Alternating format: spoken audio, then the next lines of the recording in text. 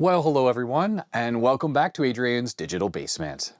I'm feeling a little bit under the weather today. You might be able to tell by my voice. Nothing serious, I just have a little bit of a cold. So I decided to try to make a quick and easy video today. Something that won't have a super long runtime.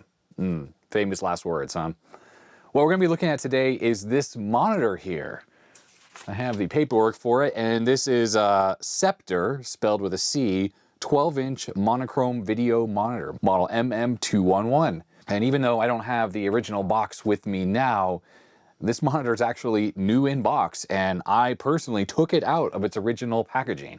Unfortunately, I wasn't at home when I did that, so I didn't save the box, and like a bonehead, I didn't even take a picture of it. But believe me that this thing was inside of its original box, original foam, original bag, everything. And that's why I have the paperwork here, and this has some plastic and stuff like that on it. So in today's video, we're gonna open up this brand new no-name monitor, see if it's got any of that nasty circuit glue in there, and if it does, I'm gonna have to clean that out, see if there's any other visual problems on the inside, and if it all looks good, I'm gonna fire this up and see if it works. So without further ado, let's get right to it.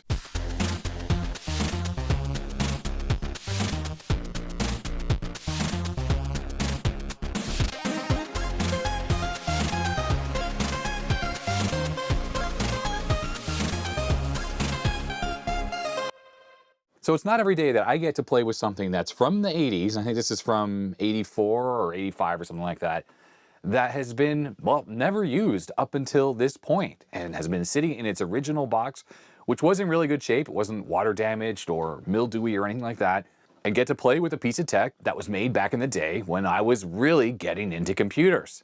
Now it goes without saying when you take a look at this monitor here, the MM-211, that this brand is just sort of a generic brand, and pretty sure this thing will be made in Taiwan. We have the original paperwork here. We'll take a look at that in a second with the bench camera so we can see it up close. This monitor obviously was inexpensive when it was new, and IBM released the MDA monitor standard in 1981 with the IBM PC 5150. To give us higher resolution text over just using something like a television or even a composite video monitor, they actually increased the horizontal scan rate to around 18 kilohertz, which allowed for 640 by 350 lines of resolution, which offered higher resolution text. Unfortunately, that 18 kilohertz scan rate also required the monitor to run at 50 hertz, which could introduce a certain amount of flicker. So the first IBM MDA monitor actually used a long persistence phosphor that would hopefully minimize the flicker at the expense of having some trails when you do scrolling. It seemed that a lot of the cheaper MDA monitors that came out after didn't use long persistence phosphor, and they just used a standard CRT. It's basically they just took a normal composite video monitor that ran at 60 hertz and they modified it to run at 18 kilohertz horizontal scan rate and then at 50 hertz. And since this thing only has one input and it's a standard 9-pin, that means that this is definitely MDA standard. Now the external case on this monitor here is absolutely in super mint condition. I think there's the odd little blemish or whatever on here I'm sure will wipe off. But really, for all intents and purposes, this looks absolutely brand new. There is not a hint of yellowing on this at all, and it's got a relatively nice beige-ish tone. It's got a slight green hue to the plastic.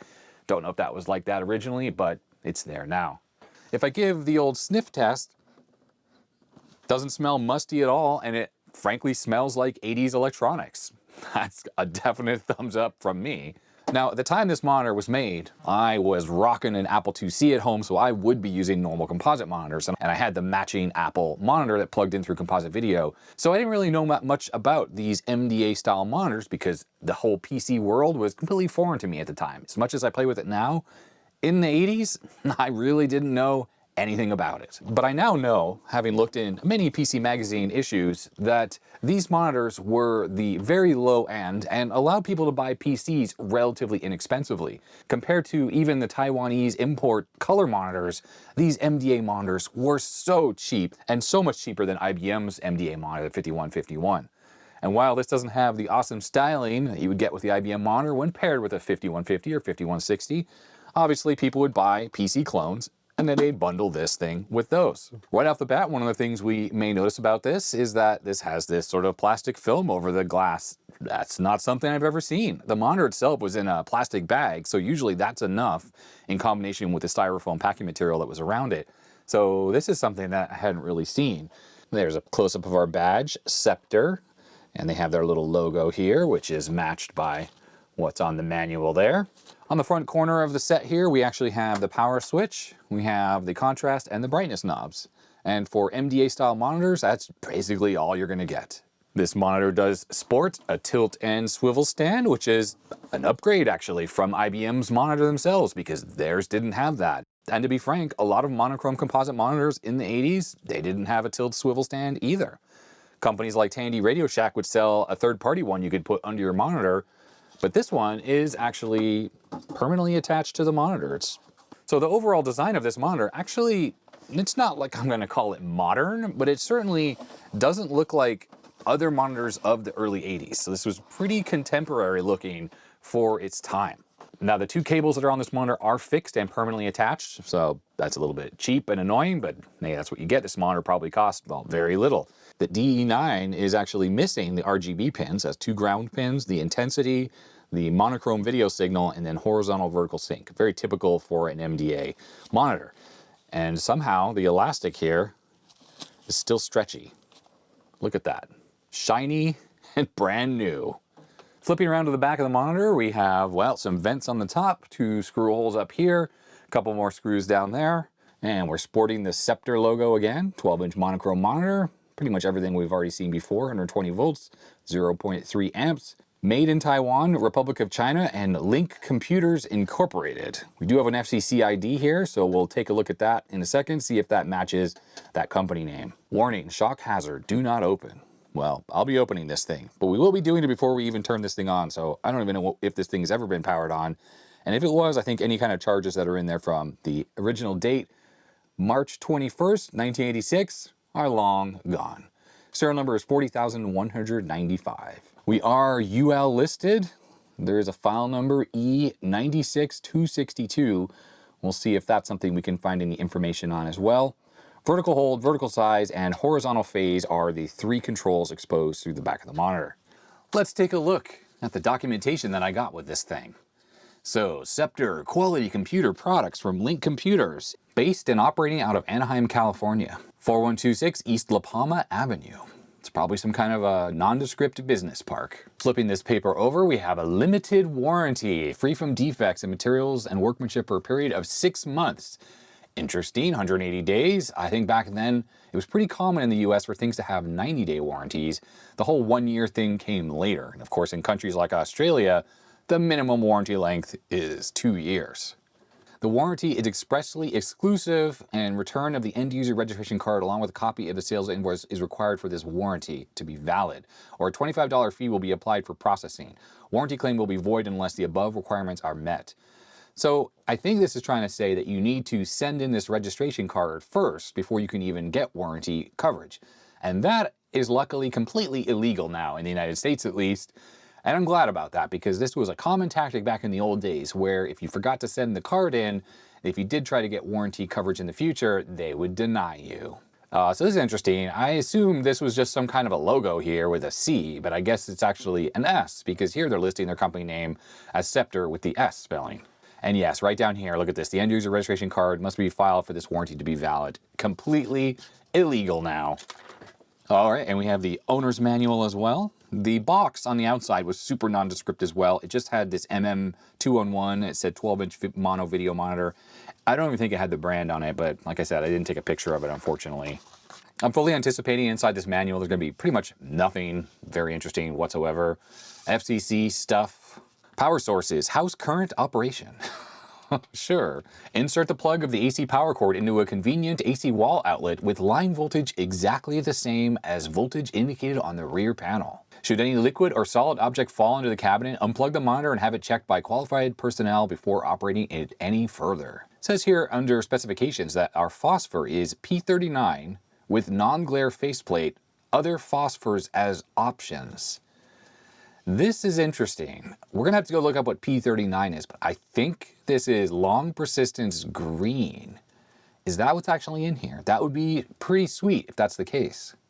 Scanning frequency, there's that 18 to 18.8 kilohertz, that's MDA standard, and then the vertical, as I mentioned, is normally 50 hertz on the MDA standard, but this actually supports between 47 and 63. This probably is such because I bet you this is a modified chassis that was originally running at 15.7 kilohertz and probably supported NTSC and PAL type frequencies originally, which typically yields you 47 all the way up to 63 hertz. You would adjust the difference in vertical by turning the vertical hold control, which is available through the back of the set, and any kind of range available on the horizontal is adjusted with the horizontal hold control. Input signal is TTL, even though it says 3.3 volts positive to positive, 18 megahertz bandwidth with up to 1,000 lines of resolution. It's trying to say that it could resolve up to 1,000 lines horizontally. So 640 or 720 are typical resolutions for horizontal on this type of standard, but this monitor theoretically can do up to 1,000. It's possible, but this all has to do with the cathode drive circuit and how responsive it is. Operation, plug in the wall, plug in the computer, turn it on. Your monitor features a unique quick switch system which provides a picture within seconds after the monitor is switched on. Unlike conventional instant picture systems though, there is absolutely no power consumption when the monitor is not in use. Very interesting. So what it's talking about here in these instant picture ones is that some monitors back in the day would actually keep the heater inside the CRT warmed up a little bit. It wouldn't be at full voltage, like say, well, this CRT is probably 12 volts. It might run it at 8 volts. So it's enough to keep it glowing, but theoretically would run for a long time. But then when you did turn on the entire system, you would get a picture instantly or near instantly, because going from 8 volts all the way to 12 volts, for instance, could happen like within a second or less than a second, and then the cathode would warm up and you'd have emissions, so you'd have an image. Adjust the brightness controls to obtain optimum display quality. If the image is too bright and too dark, adjust the brightness control. If the image is too strong or too weak, or overshoot, adjust the contrast control. Very unclear. We do have a pinout of the typical D-sub monochrome video signal. So as I mentioned, the RGB signals are 3, 4, and 5. Those are not used. We have highlight, which is the intensity bit, and the video signal, which is the monochrome signal, not typically used on a CGA monitor. Although this particular signal 7 here on something like a Commodore 1084 is used for composite sync, which is used on certain Amigas and certain cables and stuff like that. And then 8 and 9 is always horizontal and vertical sync. That was extremely scintillating, but in the world of monochrome or MDA monitors, they're extremely boring. Unless you're talking about, of course, a brand new monitor that's never been used, so that makes it just slightly more interesting. Quick Google search for the FCC ID brought us right to Top Victory Electronics Corporation here. And our ID ended in 2110. So there it is with the 1987 filing date. That's a bit unusual considering, oh look here, class 2 permissive change. Is this in here anywhere else? Nope, that's the only one listed on this page. Well, let's click on it anyways. The final action date was 1987, so maybe this monitor was on the market for quite a number of years. There it is again, the Top Victory Electronics Corporation, Taiwan, and their address. Of course, we do need to take a look to see if this is still here. Partial match, Taipei City. I think this is the building here. Well, maybe that's just their office building. They clearly didn't manufacture anything here. Interesting is there's an email address attached to this. Now this must be a company record that has been updated since, because clearly in 1987 there would have not been an email address here. But that means that this company may still actually exist. And unfortunately, that's it for this application. So nothing really good there.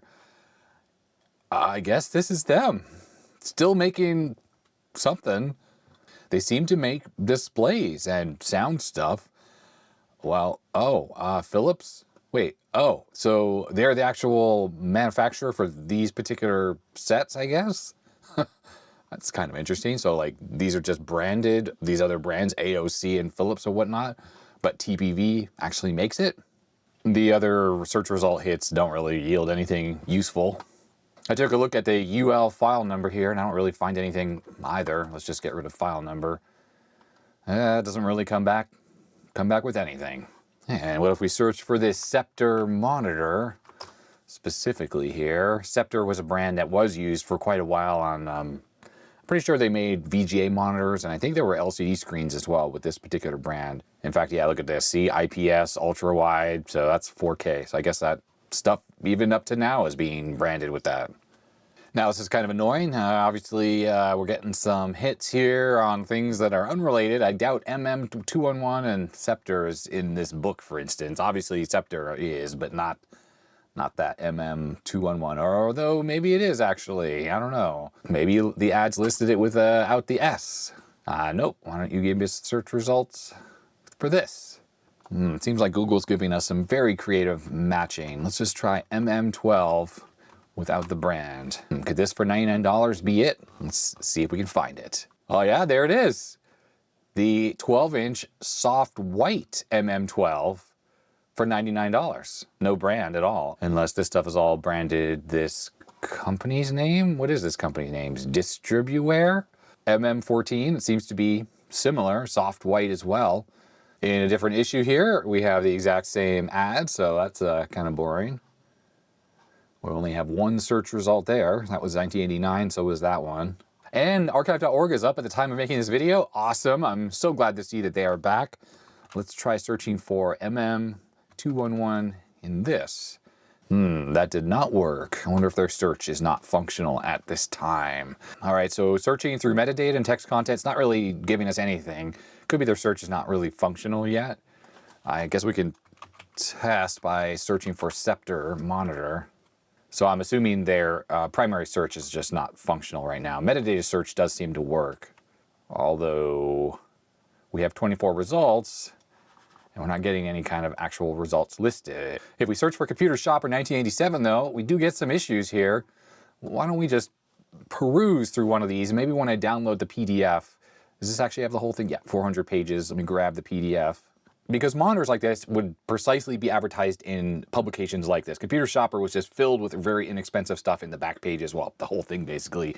All these importers bringing stuff in from Taiwan, stuff was going to show up in these Computer Shopper issues. And doing a search for MM-211, thinking, oh, we get a hit? Yeah, we have 2 matches.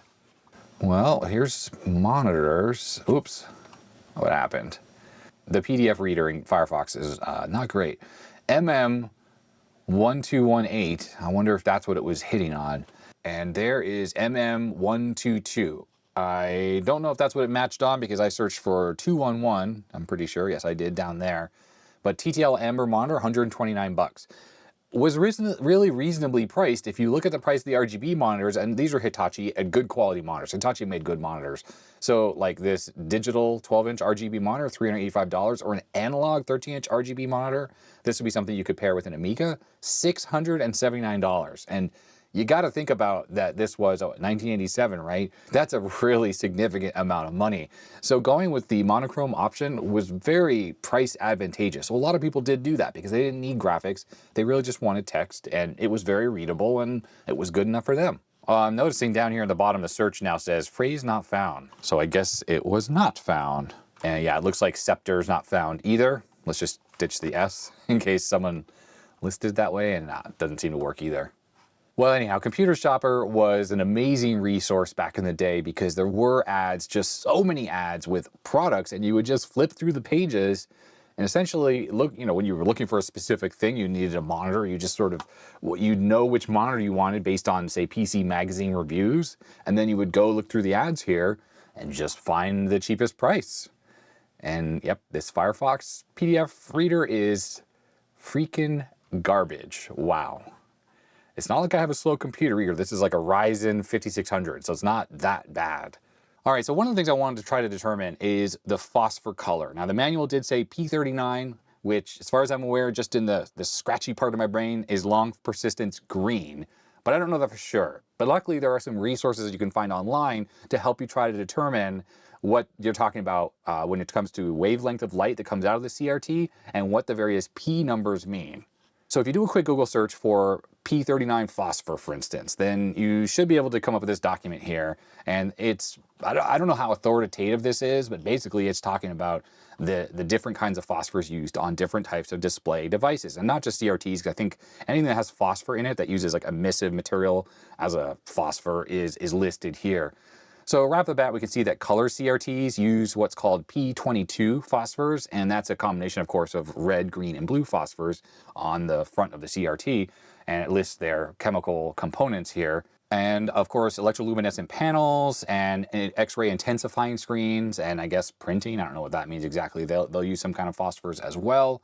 But when we talk about CRTs, they are EIA registered, these P numbers. And these are generally either printed on the tube or in the data sheet for the tube, or sometimes it's in the model number for the tube. It's not always obvious on what it is, but usually, at least with this one in the manual, it said P39, right? So if we go to this document here and we look for P39, and it should be in here somewhere. Here it is, P39. So there's the chemical composition, and it says 525 nanometers. And we take a look at this scale here, 525 is down on the lower end of green. So that's that very vibrant green that I really, really love whenever I've seen the long persistence green screens, like the IBM 5150. It does say L here for the persistence, and it's used in display tubes, and that makes it awesome. Now, I think pretty commonly, if you're talking about a regular green CRT, like say the one on the Apple IIc, it's not long persistence. I think it's medium persistence, and it's this P43. But the wavelength, if you notice here, is 545. When you go back to here, that's closer to the yellow-green side of things. And it's just not as pleasing to my eyes. It's not that vibrant dark green because of that yellow component. And then when we're talking about black and white CRTs, like on old television sets or on Macintoshes, that's the P4 phosphor, medium short. It just says white because you can't have a specific peak wavelength for white, because white typically is made up of a bunch of wavelengths. And there's the chemical composition. Yeah, P4 gives you that bluish white kind of color that you see on a lot of CRTs. There is another phosphor called paper white, which is definitely more towards the yellow end of things. I think it's just the mixture, the chemical composition mixture is a bit different. So it produces, instead of a blue peak, it has more of a yellow peak. Now, talking about amber screens, on the other hand, I think that's what this list says yellow. So we have P20 at medium persistence, and then we have P28, also medium persistence, and it doesn't have the wavelengths. I don't know like if there's a difference, and I have seen differences from one amber screen to another when it comes to like the kind of color they make. Sometimes it's a bit more yellow versus more amber, so less red component. There's also a P40, which is a long persistence white. That just means that it will help eliminate flicker. So if you're running at say 50 Hertz, you might want to use something like that. But anytime you have long persistence, you get streaks. So as you scroll, doesn't look quite as good. Looks like there's a medium persistence P45 used for viewfinders. So I guess the shade is a little different. Maybe it's white, but the peak is closer to 545, which if we look here, that's definitely like in the yellowy green side of things. And then you have things like very short here for these beam index tubes. It's not something that's going to be used on display like these, but whatever that does, it's a very, very short persistence. So it would be very, very flickery, but that might actually be really good, say in oscilloscopes or something like that. And then look at this, we have some medium, medium short, and medium phosphors here. P5, P55, and this one doesn't have it. It's used in projection tubes. This would be like a rear projection television. You'd have 3 black and white tubes with these 3 different phosphors, 544, 450, and 611 for the red. I don't know why the formulation is different than for normal color CRT. I think it was, 626 for the red on a normal color CRT. But my assumption is it has something to do with the ability for this to get extremely bright and maybe longer lasting than the normal phosphor used on a color CRT. And it goes without saying that the different phosphors used on a color CRT here determine the color gamut ability of that CRT. When you have a red that's 626, when you look here, it's kind of in the orangey side of things, right? You need to be up around like 650, 670 to have really, really deep reds. And therefore, I feel that with this particular phosphor on the P22 sets at least, the set's not going to have the widest ability to reproduce all the original colors. And NTSC, being a pretty old standard, actually was designed with a pretty wide color gamut, meaning its ability to reproduce really vibrant colors. It was there from the very original design, like back in the 50s.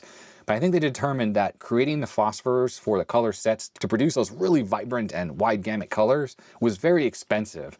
And these later formulations here that settled on 626 for red, 535 for green or 530 for green, and 450-ish for blue meant you were giving meant that you had a compromise with the ability to really generate those deep colors, but then you had a less expensive CRT and probably much longer wearing as well. It would just last a lot longer.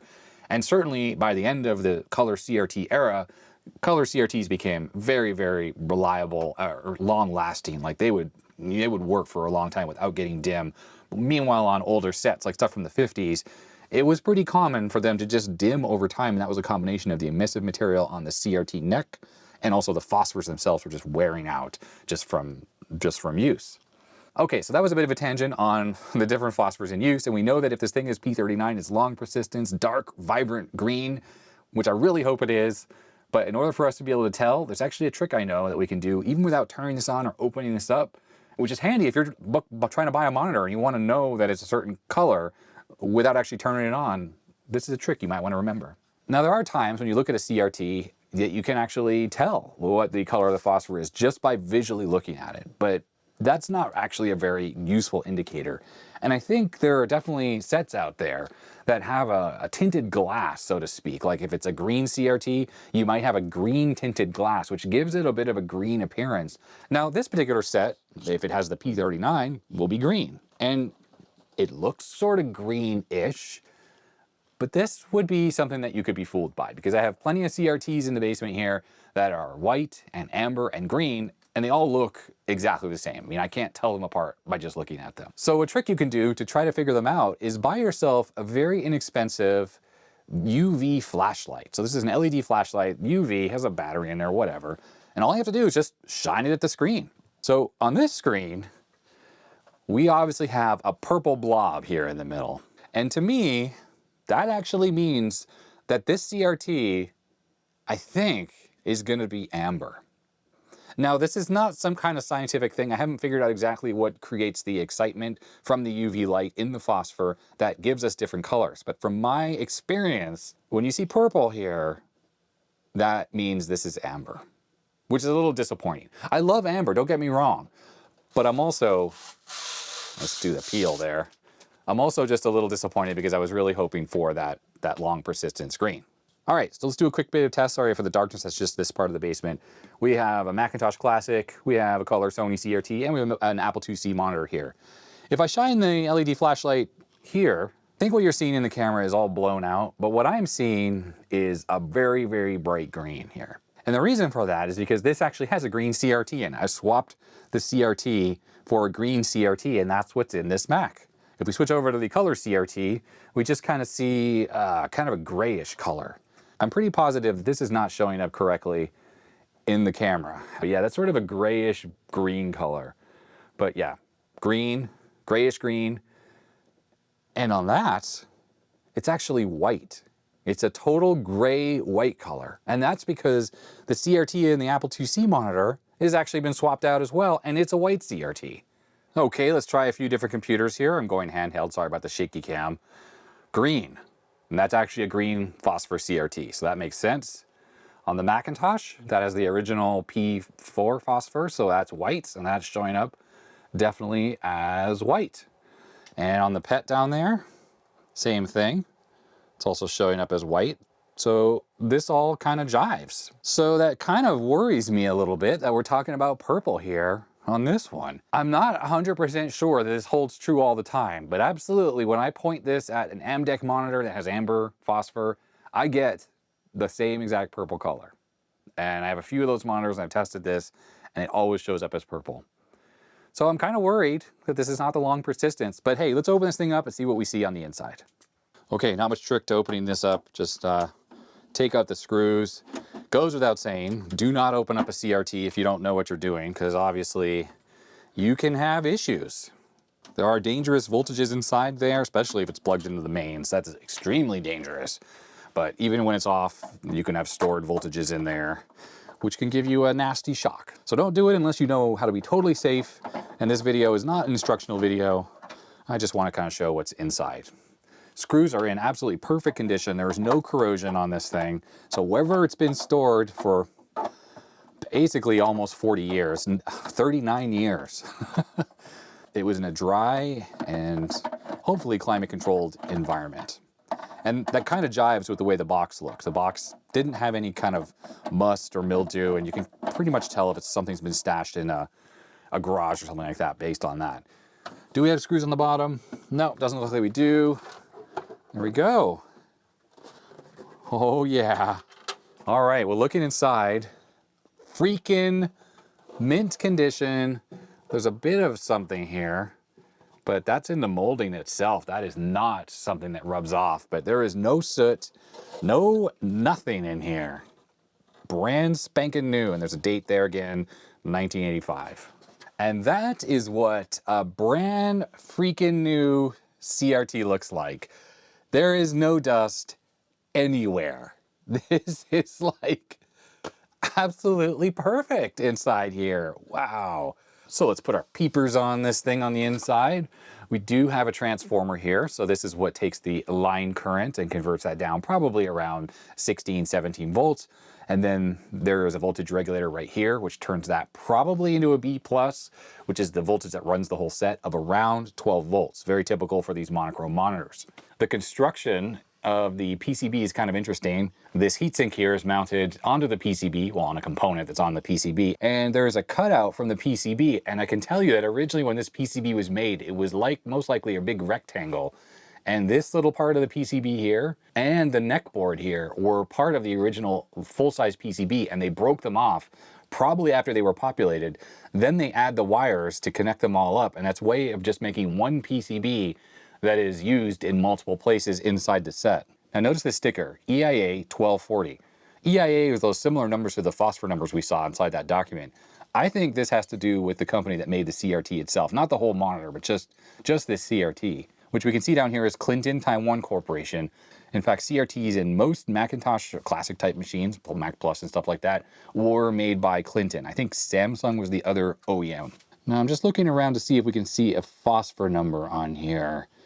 Over here it says 745W12K134, 052126. I mean, I don't know what all these numbers mean. Obviously we have a C4 745W 12K 134VR.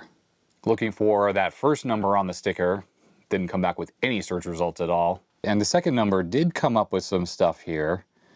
They look like monitor chassis, and this one here, for instance, must use the same CRT, $999 in stock. You gotta be freaking kidding me. I guess it's like for some industrial purpose, and this does not even look new, not even a little bit. And yet, these people are asking $999. It's like they're on drugs. In fact, looking at this looks filthy. This is probably worn out, and they're asking that kind of money. Absolutely outrageous. Anyhow, the second number there on the sticker from the listing is absolutely this CRT, and 745 PMYGRS. That's different. That's not the same. Okay, well, I can't figure out anything from the sticker, but we can absolutely determine that this thing looks freaking pristine inside, which coincides with exactly what I thought, that this monitor has never been used and has just sat in its box since it was manufactured. Now, what I wanted to do is make sure that there was none of that circuit glue anywhere on here, and I don't see any except, whoops, I dropped my little pointy stick, except for right here on the flyback transformer. It's around the ferrite core here. Very typical location for it. I don't think that's necessarily harmful. If anyone watching has any thoughts on that, if you should pick that away or try to get rid of it to prolong the life of the flyback, let me know. I've tried to scrape it away before, and it's really difficult because it's kind of gooped in there, I guess, when they manufacture the flyback. But it's a bit more of a problem when this is on leads of components and things like resistors or whatever, because what can happen is it can get hygroscopic, so it absorbs water and then gets corrosive and conductive, and that can cause your components to basically fall off the board. Luckily, I'm not seeing any of that on here. Now, there is a DSLogic chip here, 74LS22, and it has an 84 date code, 33rd week.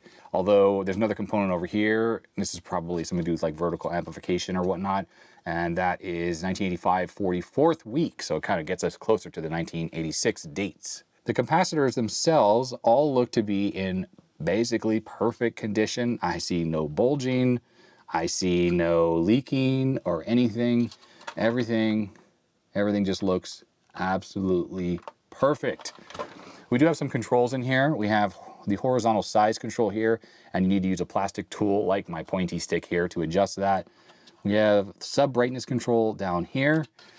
We have vertical linearity control up there. There is a focus control right down here. I'm just poking at that. And there is a metal can right here. I'm just poking at that. So I don't know if there's any controls inside of there, but I don't see anything else That's exposed at least. Now when it comes to glue, you should be worried about this glue right here.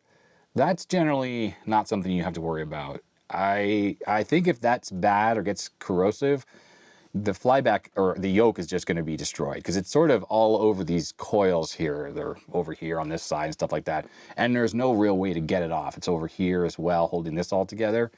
I think you would be in big trouble if that was an issue. Because the board here is using the transformer, there's no high voltage, AC, switch mode, power supply, so that means there's no refuzz or anything like that to worry about on a monitor like this. These types of caps here are generally really quite good and they don't go bad, they don't let out the smoke or anything like that. But even then, this whole PCB is going to be running at something like 12 volts or something like that. So there's nothing really to worry about there. And in fact, I don't even see an adjustment for the voltage or B plus voltage. That means that almost certainly what's attached to this black heatsink is just a large like 7812 voltage regulator, and that's pretty simple and very reliable. All right, well, I don't think there's really much else to do here. I don't see any problems with the electronics in here. This thing should be ready to go. And one of the nice things is, even with the back cover off, the tilt stand is still fully attached. It's pretty interesting, the smell of this thing is that new electronics smell. And I'm really used to getting old stuff like this, and it kind of has a musty odor to it because it's been stashed in someone's garage or in their basement forever. But not so with this one. I'm gonna plug this thing in now. I don't know if it's actually on or off right now, but we're gonna keep the camera focused on the monitor in case anything goes bang in here. We always want to get those fireworks, right? So I'm going to hit the power switch in 3, 2, 1. Okay. The light's on, but I am saying that we do not have any high voltage right now. None at all. That probably implies, and does coincide with the fact that there was no horizontal hold control in this, that this does not have a free running oscillator. That means that the horizontal oscillator on this does not run when you do not have a horizontal sync signal going into it from the computer. And what that means is without a horizontal sync signal, you're actually not going to get any high voltage at all from the set. And even though we have the power LED running here, which is red, most of the set is not actually running. And there's a good chance that the CRT is not even warmed up either, although it might be. Let me turn off the lights here so we can see a little bit better. And no, I don't see anything at all on the neck here. Now what that probably means, I just turn on my bench light, is that the 12 volt filament supply is actually also derived from the horizontal oscillator. So when that's running, the flyback is running. There are various taps on the flyback. One of them, of course, is the high voltage. It goes to the CRT. But others might be other parts of the monitor, like the 12 volt or whatever the filament supply is for this CRT, and then other sections on the monitor, like the vertical supply and things like that. So without horizontal running, then you might have big parts of the monitor that just seem to do nothing and might appear dead right now. So I might be worried that when I turn this thing on, even though we have the power LED here, that there's nothing else happening on here. But I'm not going to jump to conclusions, not until we get this plugged into my computer. Now this behavior where this thing doesn't actually run at all except for the power LED without an input signal is extremely uncommon when you're talking about color CRTs, and it's also extremely uncommon, if not 100% uncommon, in monitors that have a composite video input. But since this has a TTL input, and it's expecting to get the 18 kilohertz horizontal sync from your video card, then this thing can simply just do away with that part of the circuit entirely and all that sort of horizontal hold control stuff, and simply rely on the input from the computer to actually run. And the interesting about that is if it's plugged in your computer and you turn off the machine, but you don't turn off the power to the monitor, well then it actually essentially turns off the monitor, like most of the monitor is not running. Now I might be jumping to conclusions here because this machine, or this monitor that is, might just have a fault right now, and we'll find out soon when I plug it into this video card here. So I'm gonna set this to MDA, which is sliding switched up. This is my VTech card that I love so much. And we'll start with this card, then we'll try an EGA card in a moment that has a bit more capabilities. But this will allow us to do Hercules graphics, I think. And I don't think this lets me do CGA over MDA, but who knows? Let's plug it in the board here and give it a try. All right, so here we go. Let's turn this on again. And I'm gonna hit the power switch on the computer here, and I should be able to hear this thing come to life. Let's just get the camera situated. Here we go. Yes, monitor came to life. There is static on the screen, so this is running now. It is absolutely running. Let's fiddle with the controls here. Well, we do not have any kind of video signal though. Huh.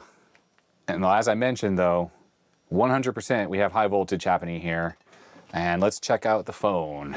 And what I mean by that is I'm looking for a peak on the phone here showing that the actual horizontal is running on this set. 18,141 hertz, that peak. That is the horizontal coming from the computer, MDA signal into the monitor. And the monitor is not working. So I thought what would be a super simple video here where we just have a working monitor was not. That means this thing needs a repair. So before I call it and say that I need to have a separate repair video for this monitor, I just want to do a few basic things. So first of all, we want to make sure that we turn the controls all the way to the extremes. So both of them all the way to the left, all the way to the right. They turn very smoothly, they're not stuck or anything. And now I'm going to turn them opposite directions. So now they're facing each other, and now they're facing away from each other, and none of that works. Now the monitor is running now and it is live, even though we have no image. So that means that there is whatever 1,000 volts on here, probably like 12,000 volts or so. That means that we have a fault somewhere else, like in the cathode display circuitry. Now there are controls on the back of the set here, and I would think if any of these were faulty, we would have a rolling image. So I don't think any of those are the issue. And let's just make sure. No, there's nothing happening at all after fiddling with those. What we need to make sure there is we have to make sure that we're getting the glow on the CRT for the filament voltage. So we'll get those off, and let's see. I do see it. Excellent. See that little glow there? Let's just do a trick here, our test. I'm going to turn off the computer. And did we lose the filament glow? Actually, no, we do not. It is still there. So I missed that last time. Let me turn off the front power switch. Does it go away? Yes, there it goes. It is fading now. You need the heater to work for the CRT to work. You won't have any image at all, but we do have a filament glow, so I think for now that's going to be good enough. So let's turn the computer back on, and there we go. I can hear it come to life. Yeah, it made a bit of a squeal for a second, and then now I can hear the high voltage start. Okay, so what I want to do real quick is I have this set for voltage mode. I just want to see what we got for the heater voltage on here. So there's a ground pin right there. Usually this is the heater over here. Nope, that's 600 volts. That's not the heater. That is something like the G1 or whatever. That's probably the heater right there. 11.754 volts, and we can tell by turning this off, I should still have that voltage there. Yes, I do. But that 600 volt one will be gone. Yeah, that was this one here. So that would be one of the grid voltages, probably like G2, and that looked good. And the heater is definitely good. Yeah, it's a little, well, slightly low. I mean, 12 volts I think is normal, but that's very close and very much good enough. So that tells us that the heater is running properly. We had a good screen voltage there. That 600 volts or so was good, so that's excellent. It would appear to me that the cathode drive is strictly the problem here. So what I'm going to do is I'm going to adjust the sub-brightness control down here. And that should be the equivalent of like the screen voltage. I want to see if I can get a raster on this. So far, nothing. Let's turn the controls the other way, all the way. No, nothing. Oh, look, there it is. Okay, well, we have a raster. We have confirmation that we are looking at an amber monitor. Just like the UV flashlight confirmed, it's not long persistence. It's freaking amber. And this looks kind of like the yellowy amber, not the nicer amber that I prefer. Now that flicker you have going on there is coming from the fact that I think it's running at the correct scan rate right now from the computer, which is going to be 50 hertz. And if I turn the computer off, notice that it looked like I actually shut the monitor off. You see the little pew as the raster collapsed there. And that is because, like I said, the oscillators on this thing require the computer. Now the heater is still running, so you wouldn't want to leave this on forever because it is going to wear out your CRT eventually, but it is instant on at this point, where if I turn the computer on, we should have an image right away. Well, a raster at least. There it is. Now that little weird mess you saw there is because this CGA card that's in the machine starts up at a strange rate that this monitor does not like. And if we turn this off and I switch this over to CGA mode, it tries to sync to a CGA signal, but this is now running at 15 kilohertz, so it's all wrong. It's all kind of wrong. And actually turning the vertical hold control, I can get it to like kind of sync up a little bit. I don't know what kind of image we'd be looking at right now if we had proper cathode drive. There's clearly a problem in that part of the circuit that is keeping this thing from working. But if we switch this thing back to monochrome mode, turn this on, yep, there we go. We are up and running again. So that's vertical hold there. And this one is vertical size. These pots are all in really good shape. And then we have horizontal size or phase. And well, we have no image to look at. And let's see if we turn these controls. Okay, so on this monitor, when the controls are turned all the way to the left, that is at full brightness. So that's that one. And this other one's contrast, which only affects the intensity bit. So that has nothing to do with anything in this mode. But this brightness control and the sub brightness control on the CRT are kind of tied together. And that's what you're looking at. So I'm editing the video and I'm noticing that the very first time I turned on the computer with the monitor plugged in, there was a flash of light for the briefest instant. And that was the last time we ever saw any light coming from the computer. So that means any kind of signal. So I have a feeling whatever broke on the monitor was actually working when I first turned it on. And then for whatever reason, the very first time I turned on the computer actually caused that circuit to fail. So maybe it's a transistor or one of the DSLogic chips or something like that. Definitely reviewing the footage. Anytime after that I turned on the computer, there was never any kind of change on the set at all, other than the fact when I had the screen voltage up, we actually saw the raster, so we knew deflection was working, but we definitely didn't have any kind of video signal coming through. All right, I'm gonna have to call it for this video. We obviously have a problem in this monitor. It did not come out of its slumber fully operational. Although, we can tell a lot of things are working on this thing. We have proper high voltage, we have a good filament voltage, we obviously have good deflection, so horizontal, vertical deflection is all working perfectly. The issue on this monitor is strictly in the cathode drive circuit. So that's the video signals coming in from the computer and making their way all the way to the cathodes on the CRT, which actually what generates your image. It goes without saying, there are no schematics or any other information for this monitor other than that little piece of paper that we had, but luckily, monochrome monitors like this are very simple, and there are plenty of other schematics to go find and look at, so we can kind of get an idea of the way that that circuit works on a TTL monochrome system like this, and we can start probing around and try to get this awesome old little monitor living and working once again. And I just want to add one little extra side note. This monitor, as I mentioned, is 100% brand new. So even if it had a catastrophic failure, like say the flyback transformer had failed, the fact that the CRT is like new old stock, it's just installed into a set, means that this monitor was absolutely 100% worth saving, because just the CRT alone as a tube swap candidate is so worth having. And I actually kind of store those in boxes with lots of padding and stuff and a little toilet paper roll on the neck just so they don't get broken. Just for the future, if I ever need to replace a CRT in something else, then tubes like this, brand new tubes like this, are awesome candidates to go into other displays, especially amber CRTs. They seem to burn in far more easily than green CRTs, and all the monitors have come across my desk here, it's always the amber ones that are dim and burned in, and the green ones are very rarely in such bad shape. So I don't know why that is. If you have any thoughts, definitely comment down below. But in the next video, I'm gonna definitely try to get this thing working, and I think it's gonna be totally doable and should be a lot easier than that Tandy CM1 monitor that I recently had on the channel. So I hope you enjoyed this video. I know it was a bit shorter, but yeah, I'm still having to cut my video all the time because I'm coughing constantly. So that's not super easy when you're trying to talk a lot. So if you liked it, thumbs up would be much appreciated, and definitely a subscribe if you haven't already. That is a huge help to my channel. Just trying to spread the reach of the channels, both channels, and just hitting that subscribe button, literally doing that, nothing else, is a huge help to all creators. And huge thanks to my supporters. They make it possible to do this full time. They get early access to videos, stuff like that. That's Patreon, YouTube memberships. You can choose either one. They both have all the same perks for the most part. And yeah, I guess that's it. You know, the usual YouTube junk. So kind of gone on long enough. Thank you very much for watching. Stay healthy, stay safe, and I'll see you next time. Bye-bye.